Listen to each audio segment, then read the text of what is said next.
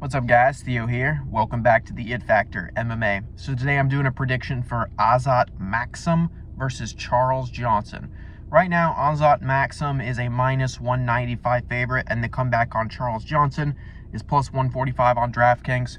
And guys, I like Charles Johnson to get an upset here.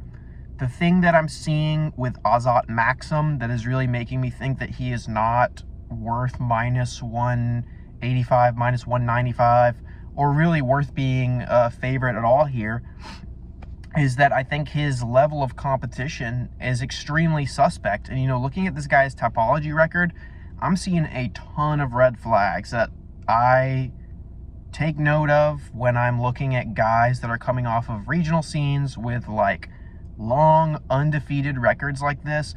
There's a couple things you really want to look for when you're looking at his topology record. First of all, you have to understand that this guy coming in undefeated, 17-0, that is a very impressive looking record in MMA. Almost nobody gets that many wins with no losses before getting into the UFC in the first place. So, first of all, that should already be getting your attention. And the thing is this guy's record, especially back when he was fighting on what I assume is the regional scene in Kazakhstan, he's got maybe the worst level of competition that I've seen for a guy that was this credentialed. His first 6 professional wins or something like that, they're all against completely undefeated, like, fighters with no wins. So they're 0-0 fighters that he's beating. And he beat like 6 of them in a row. A couple of them don't even have professional records. So he's got pro fights on his professional record against other fighters that don't even have a pro record. They have no available record.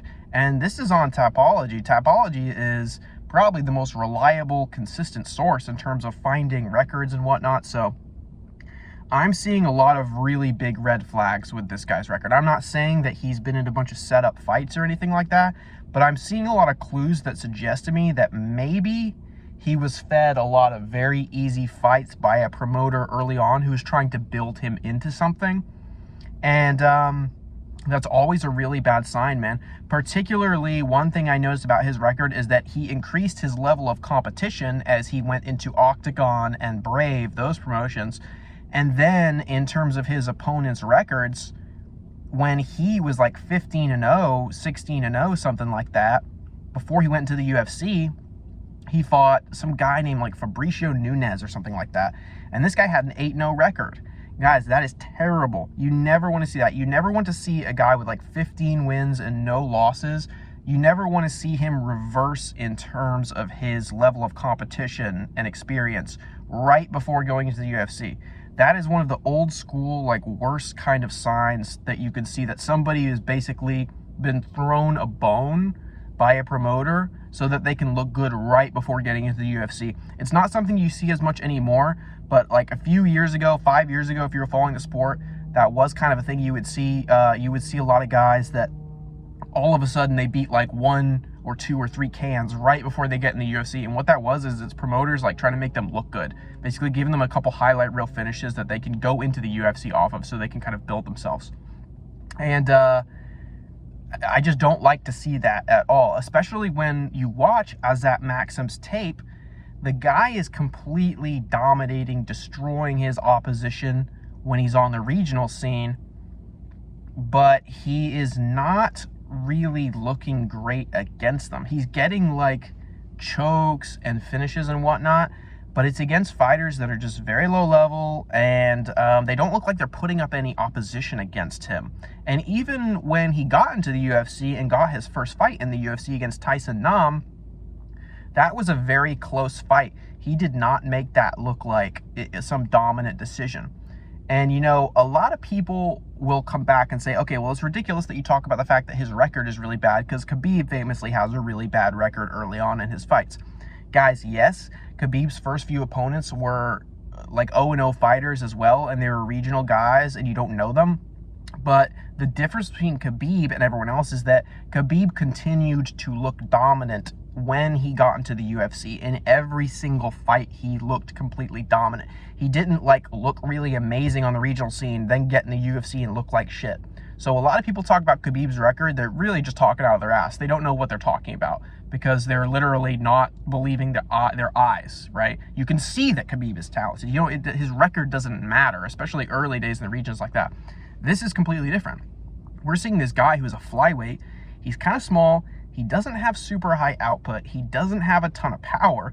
And he doesn't even really have super dominant wrestling. He has submissions, but what we saw from him in the UFC against Tyson Nam was that he was almost using more judo than he was traditional wrestling. He wasn't holding people down. He wasn't controlling them on the ground. He kind of likes to flip people around, throw them around, similar to how Khabib actually did early in the UFC when he used more judo and less cage wrestling. He changed as he went later on in his career and realized that judo wasn't as effective in terms of dominating and winning MMA fights. And so when I'm looking at Azat's style, I'm not seeing a dude that's worth minus 195 against someone as seasoned as Charles Johnson, because Charles Johnson is what I love, man. I love a crafty old veteran, and Charles Johnson has pulled off his fair share of upsets. I mean, he's upset me a couple times. I bet on Jimmy Flick against him, and he beat Jimmy Flick. And he hasn't looked great recently. He has a lot of losses. He has like 3 losses in a row, but he's losing to actual legit UFC level competition, not high level UFC guys, but he's losing to other crafty old guys that have been in the UFC a long time. They're not new, they're not inexperienced, and they're guys like Zalka Zumagulov and Estevam that have actual grappling and actual high pace, output, pressure, boxing. And Azat doesn't have that. Azat is like standing back, being really risk averse, really technical, picking his shots, and when he lands, he's not doing lots of damage to his opponents. I mean, he's able to outpoint them and beat them over a period of time, but even if you look at his performance against Tyson Nam, I mean, Tyson Nam stood there with the most predictable possible stance you can I've never seen, like, almost like a bad Muay Thai stance is what Tyson Nam was doing in that fight. Just forward, no movement whatsoever. If I didn't know any better, I would have thought that fight was fixed too. But I don't see people fixing fights in the UFC like that. So, I mean, you have to take Charles Johnson here because it's a good stylistic matchup for Charles Johnson. Charles Johnson, even though he doesn't have very high fight IQ, that's kind of his giant drawback, is that he makes kind of like really iffy decisions in the cage. He doesn't really seem to apply his skills in the, to the degree that he needs to win UFC fights a lot of times. So he always has these weird fights where he has a bunch of really good moments and he always makes the fight a struggle. It seems like a nightmare to fight Charles Johnson, to be honest, because he just seems to always like make it a struggle for his opponents. And I see that happening here again with Azat, because Azat has struggled with most of his opponents in MMA, not just Tyson Nam. He's struggled with a lot of them. There's been moments in the fight against Tyson Nam where he got hit, and he didn't look like he liked it too much, man. Although I did see a bit of a dog come out in him. He seemed to almost kind of like that warlike element of the fight where he wanted more of it and kept going back. But the fact is, I saw a bad reaction when he gets hit. He doesn't seem to take hits super, super well. It seems to almost reset him a little bit, which is really bad, especially against a guy like Charles Johnson, who Charles Johnson's going to land on you, and he's going to land with a very unusual rhythm. And Azat doesn't back up. He doesn't get out of the way. He like almost stands and bounces up and down and does this thing where he bounces up and down, but he's like moving around you like this. And that's never good. That you never see elite UFC level fighters doing that. So for me, when I see Charles Johnson move, he moves more like an elite UFC fighter. And when he gets taken down in wrestling, he's got great wrestling defense, great cage wrestling defense, great balance on the ground.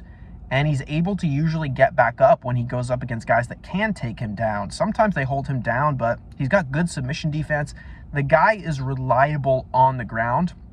And on the feet, he has kind of this same, like, the hood fighting style that you see Bobby Green use, where hands down, he's just like kind of grooving and trying to like throw you off with his like unusual rhythm, throwing shots at weird timing. And he does showboat a little bit, and I don't like that. I mean, that's what I'm talking about. He almost is like very similar to Bobby Green in that way. He likes to showboat, kind of likes to make the fight fun, doesn't take it super seriously, which is bad at this level and bad for betting. But, I mean, there's no way you can tell me that Azat is worth minus 195 because this is going to be a close fight. Even if Azat ends up pulling this off, there's no way. He's not going to, like, finish Charles Johnson easily. I just don't see that. What's he going to do? Submit him? He hasn't really, he hasn't really shown any ability to submit UFC level people so far. So I wouldn't count his, like, round 1 submissions on the regional scene very highly because we don't know the circumstances of those. And his opponents on tape, to me, even the ones in Brave and Octagon, they did not look very high level, man. So, and that's bad because usually Brave is one of the better fighting organizations. You see better talent coming out of Brave. That's where Hamzat came out of. So I just don't like what I see from Azat. I would never bet him as a favorite. I think if you bet Azat as a favorite here, you're going to have a very, very sweaty, ass-clenching 15 minutes on your hands because Charles Johnson's going to be doing a bunch of stuff and he's going to be working, and the judges are going to like what they see from Charles Johnson here. Azat is going to stand there and basically try to be really technical and try to, like, pick and pitter-patter, hit Charles Johnson. He's not going to have the power to knock out Charles Johnson. We don't really see Charles Johnson get knocked out very often, even against guys who I think are more powerful than Maksum. So I just think this is a really bad stylistic matchup for Azat Maksum, and I think there's a little bit of bias on the fact that he's undefeated with a really long record. I've just not been super impressed with what I have seen from him so far when he's gone up against actual UFC level competition. So, I mean, how can you not take a dog shot on Charles Johnson here when, in my opinion, this fight's going to go to decision? This is going to be a slow-paced, kind of technical, kind of odd fight. And I don't see either of them getting a finish early in any fashion, really. So why not take the guy who's more experienced against higher level competition and has shown an ability to upset before? I mean, how many times have we seen one of these dudes undefeated, looks crazy coming off the regional scene and ends up looking like shit in the UFC? We've already kind of seen it with Azat Maksum. You know, I think about, who is the Chechnyan guy who came up a while ago? Lion was his name or something like that. He got into the UFC. His pre-fight tape looked amazing. But again, very suspect record. Wins where it doesn't look like his opponents are really doing much. He's coming out, his hair's not even messed up. I believe his name was Kusain Lion Askabov. And he went to the UFC and fought Jamal Emmers and just got completely shut down by a bigger, stronger guy who had that UFC experience. So I kind of see something similar happening here with Azat. And I know a lot of people are probably higher on the Kazakhs than they are on some of these, like, weird Chechnyan dudes and whatnot, because obviously we have Shavkat Rakhmonov, who has been looking really good, but I don't even know if this Azat guy trains with Shavkat. I don't even know if there's any kind of affiliation there. I don't know what the deal is. And we have seen some other Kazakhstani guys like Miktalbek Oralbay come in and look really, really good.